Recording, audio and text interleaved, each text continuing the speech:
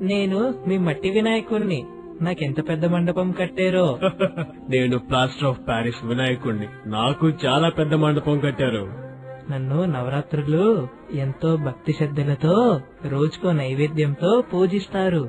నన్ను కూడా భక్తి శ్రద్ధలతో రోజుకో నైవేద్యంతో పూజిస్తారు. నన్ను ఎంతో అంగరంగ వైభవంగా నిమజ్జనం చేశారు. నన్ను అంగరంగ వైభవంగా నిమజ్జనం చేశారు. నేను నిమజ్జనమైన గంటలోనే కరిగిపోతాను. నేను కూడా నిమజ్జనమైన వెంటనే కరగడానికి చాలా కాలం పడుతుంది. నేను నీళ్ళల్లో కరిగిపోయాక నీళ్ళల్లో ఉండే జీవరాశులకు చేపలకు హానికరం కానే కాదు. నా వల్ల నీరు కూడా కలుషితం కావు.